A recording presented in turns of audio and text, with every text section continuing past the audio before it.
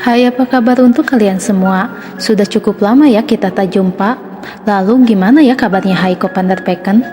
Akhirnya keinginan Haiko untuk main series sekarang terwujud dan dia pun kini terlibat dalam series yang berjudul Harus Kawin bersama Kevin Julio, Junior Robert, dan ada juga Angela Gilsta. Series ini berjumlah 8 episode dan episode satunya sudah tayang. Bercerita tentang 5 sahabat yang terjebak harus kawin oleh situasi dan keluarga. Mereka pun pergi ke Pulau Kelinci, surganya para pencari jodoh. Namun perjalanan mereka tidak semulus yang diharapkan ketika benih-benih cinta antara 5 sahabat itu mulai terbuka satu persatu.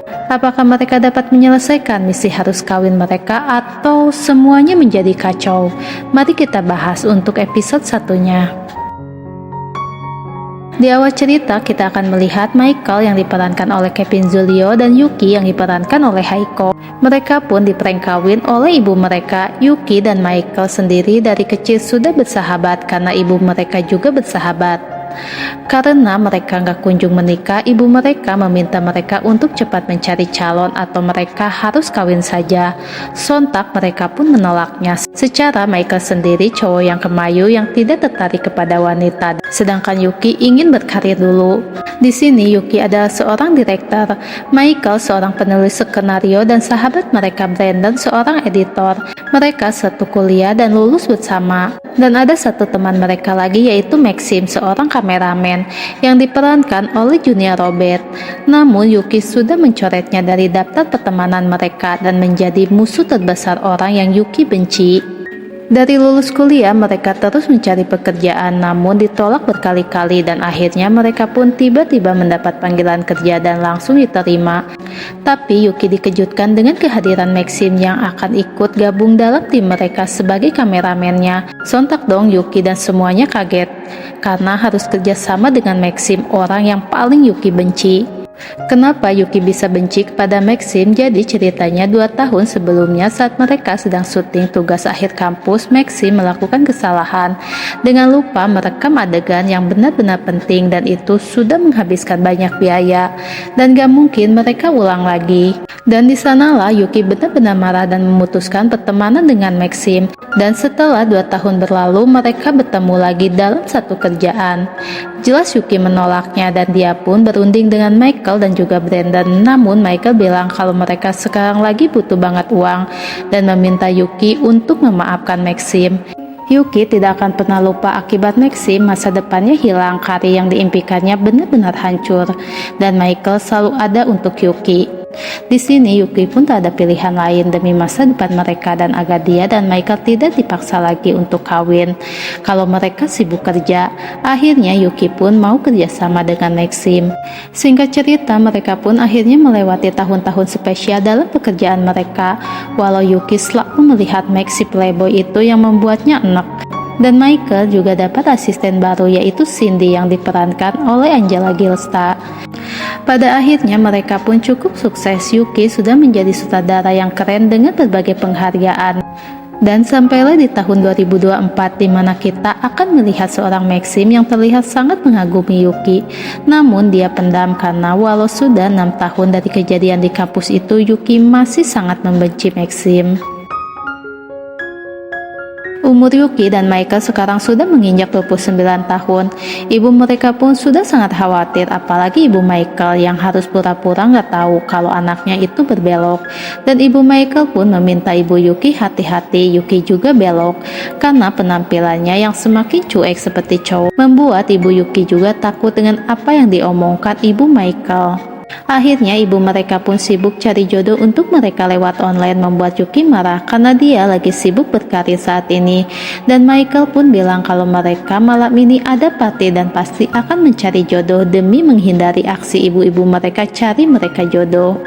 Di sini seorang Yuki tidak pernah ke party dan Michael heran dong kenapa tiba-tiba Yuki mau ke party. Ternyata Yuki tidak terima saat Mike bilang dirinya seperti robot. Dan Yuki mau nunjukin ke Mike kalau dia juga bisa have fun.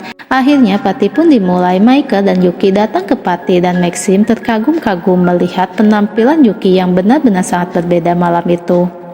Di sini ternyata ada Stephen, seorang aktor yang diam-diam mengagumi Yuki. Dia pun berniat jahat kepada Yuki dengan ingin memiliki Yuki malam ini. Dia pun menghampiri Yuki dan mengajak Yuki untuk dance. Namun dia dengan licik menuangkan sesuatu ke dalam minuman Yuki dan Yuki pun meminumnya, dan Maxim pun melihat itu semua. Saat Stephen dan Yuki asik dance, Maxim menghampiri mereka dan meminta Stephen untuk bicara di luar. Di sana Mac pun bertanya apa yang Stephen campur di minuman Yuki, dan Stephen pun bilang sesuatu yang bisa bikin Yuki have fun.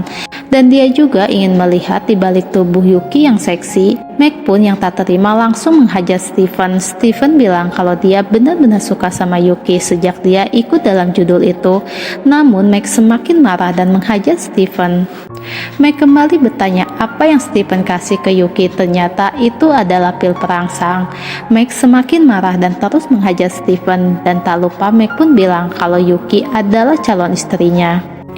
Mac pun memperingatkan Stephen untuk merahasiakan apa yang Mac katakan, dan Stephen juga meminta Mac untuk tidak memberitahu Yuki akan pil itu. Michael pun datang dengan panik dan bilang untuk memanggil ambulan untuk Yuki dan juga Brandon. Mac pun bertanya Yuki kenapa, dan Mac pun mencari Yuki. Di dalam, Yuki semakin terbawa oleh pengaruh pil perangsang yang Stephen kasih. Yuki benar-benar begitu menggoda para lelaki di sana. Mac pun menghampiri dan mengajak Yuki pulang, namun Yuki nggak mau. Mac pun lalu menggendong Yuki dan marah kepada para lelaki itu. Mac mengantar Yuki ke mobilnya berniat untuk mengantar Yuki pulang. Michael pun menelpon Mac dan bertanya akan keadaan Yuki. Karena kondisi Yuki yang tersadar, Michael pun meminta Mac untuk tidak membawanya pulang ke rumah. Di perjalanan, Yuki benar-benar menggoda imannya Mac. Mac akhirnya membawa Yuki pulang ke rumahnya. Ayahnya pun bertanya siapa yang Mac bawa pulang. Mac bilang Yuki, dan ayahnya tahu Yuki si legendaris yang dikagumi anaknya. Ayahnya tahu Yuki dalam keadaan tak sadar dan meminta Mac untuk tidak curang mengambil kesempatan dalam kesempitan sampai Yuki benar-benar sadar.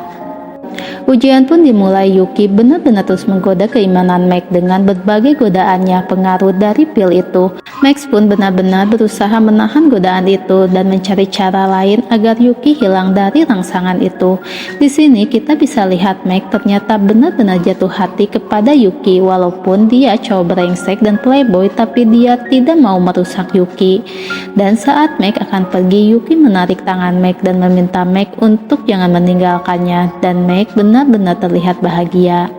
Michael coba terus menghubungi Mac. Akhirnya dia pun cari ide apa yang harus dia katakan kepada ibu Yuki dan meminta Cindy untuk membantunya, bilang kalau Yuki tidur di tempatnya. Keesokan paginya Yuki pun bangun dan dia menyadari kalau dia di rumah Mac. Yuki pun bertanya kepada Mac apa yang Mac lakukan semalam kepadanya. Mac pun bilang tidak ada, tapi Yuki tak percaya. Dan Mac menegaskan kalau banyak wanita yang menginginkannya, namun tergantung moodnya, dan Yuki jangan terlalu pede. Mac pun mengantar Yuki pulang. Di sana sudah ada Michael yang menunggunya. Michael pun bilang kepada Yuki kalau semalam tidak ada Maxim yang menjaga Yuki. Yuki sudah berakhir di hotel bersama 3 cowok yang digoda sama Yuki. Tiba-tiba Yuki mendapat telepon dan mereka pun ke kantor, dan di sana mereka pun melihat foto Stephen yang babak belur akibat dihajar Max semalam. Dan alhasil Stephen tidak mau lagi ikut syuting dan terpaksa syuting pun berhenti sampai 3 bulan, bahkan lebih. Yuki pun tak terima karena itu ulah Mac, kenapa dia juga harus kena dampaknya. Namun keputusan sudah dibuat, mereka pun harus kehilangan sementara pekerjaan mereka. Saat Mac datang, Yuki langsung menghajar Mac sampai berdarah. Yuki benar-benar marah kepada Mac tanpa dia tahu Mac melakukan itu untuk menyelamatkan Yuki. Yuki pun semakin membenci Mac. Michael, Cindy, Brandon semua terlihat kacau dan Mac menawarkan bantuan untuk menanggung kebutuhan mereka, namun semua marah kepada Mac.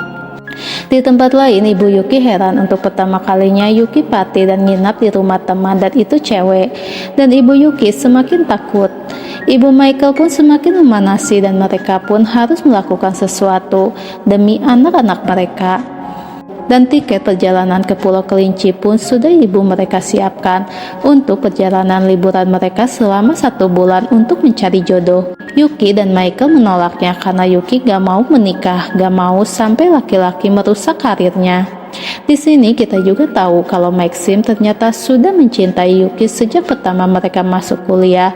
8 tahun sudah Max mengagumi Yuki, dan ternyata apa yang dilakukan Max selama ini untuk cari perhatian Yuki, bahkan pekerjaan yang Yuki dan teman-temannya dapat itu campur tangan ayah Max. Ayah Max menyarankan untuk Max melupakan Yuki, namun Max gak mau, dan ayahnya bilang kalau Yuki dan teman-temannya akan pergi ke Pulau Kelinci dan pasti untuk mencari jodoh. Dan ayahnya bilang itu kesempatan terakhir Max untuk bawa pulang Yuki atau siapapun, karena ayahnya juga bilang kalau keluarga mereka mengalami krisis keturunan untuk nanti mewarisi semua harta mereka, karena ayahnya sudah tidak bisa memiliki anak lagi dan Max satu-satunya harapannya. Max pun menugaskan asistennya agar Yuki jangan sampai dapat jodoh di Pulau Kelinci. Bagaimanapun caranya Yuki harus jadi miliknya. Dan episode 1 pun berakhir di sana. Series ini lucu dan cukup menarik untuk kalian tonton karena bergenre roman komedi bisa buat kalian sedikit tertawa. Jadi, selamat menonton.